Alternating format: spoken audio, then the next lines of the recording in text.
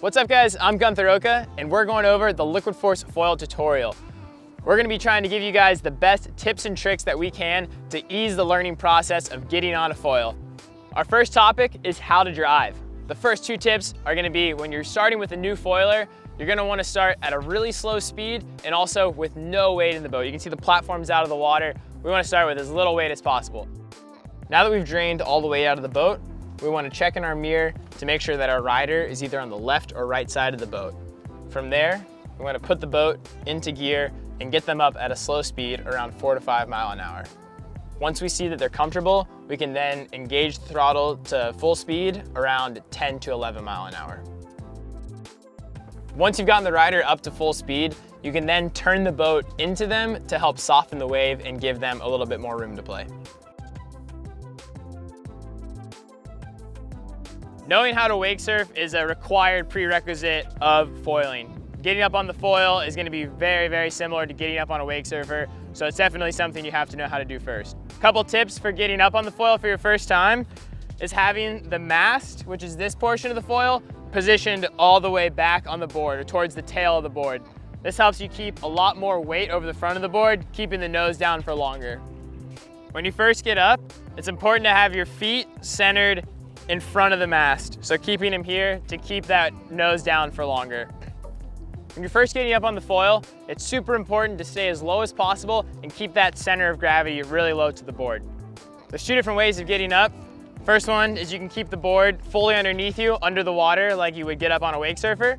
And the second is actually grabbing the board, holding it with one hand and the handle in the other to help keep the board to your feet as the line gets tight. Once up and riding, the rider needs to steer themselves out to the side of the boat to avoid the prop wash from the center of the boat.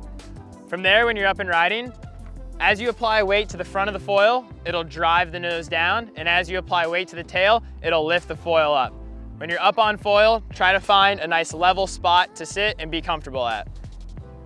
Now that you're up and foiling, two tips from here: keep your knees bent and try to avoid breaking at the waist at all. Also, keep your eyes up and looking out where you want to go. Don't look down. So now that we've gotten up on the foil, we want to work on controlling the foil and being in control as a rider. I recommend starting on a long wakeboard line around 75 feet. This keeps you clear from the initial rollers in the first wave and gives you more freedom to play back and forth. As you work your way out to the flats, begin to feel how the foil works in response to your feet. Fly it up and down by transferring that weight forward and backward, allowing the wing to rise and fall.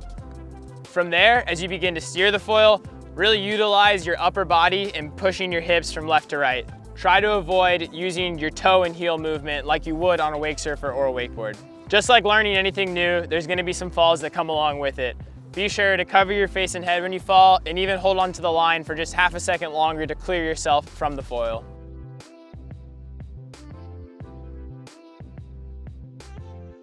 Now that you've got the long line foil figured out, it's time to dip into the second wave that you see rising up.